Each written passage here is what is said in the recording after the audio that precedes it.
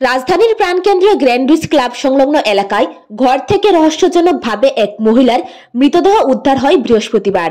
ঘটনার বিবরণে মৃত মহিলার বোন জানায়, ৩ মাস ধরে মৃত মহিলা ও তার স্বামী গ্র্যান্ড ক্লাব সংলগ্ন এলাকায় এক বাড়িতে ভাড়া আছেন। মৃত মহিলার বোন অভিযোগ করে মহিলার স্বামী তাকে মেরেছে। মহিলার মেয়ে অভিযোগ করে মাধব শীল নামে এক ব্যক্তি, যে কিনা মৃত মহিলার সাথে ভাড়া থাকতো, সেই এই কাজটা করেছে। ঘটনার খবর পেয়ে ঘটনাস্থলে পশ্চিম থানার পুলিশ এবং ফরেনসিক টিম এসে উপস্থিত হয়।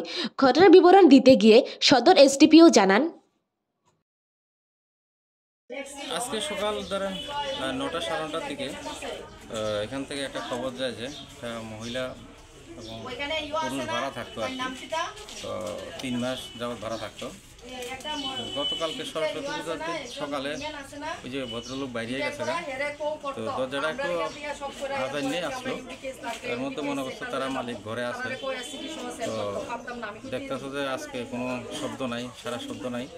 তখন তারা এটা একটু দরজা ধাক্কে দেখে যে করে রয়েছে এরকম কম্বল মোটা দিয়ে। তো তারা একটু দেখছে আর দেখে যে এটা মৃত অবস্থায় আছে। তো থানাকে জানাইছে, থানা আইছে, আমি এসডিপিও আসলাম।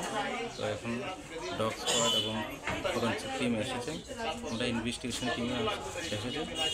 এখন আমরা ফর্মালিটিস করছি, পিএম এক্সামিনেশন করা হবে, এরপর বোঝা যাবে। যে থাকতো কি ওনার হাজবেন্ড না, ওনার হাজব্যান্ডের সঙ্গে ছাড়াছাড়ি হয়েছে, আর একটা বিয়ে করেছে। এর সঙ্গে এমনি বিয়ে হয়নি, লিভ টুগেদার ছিল আর কি। জনদর্পণ। ভাড়া থাকতো।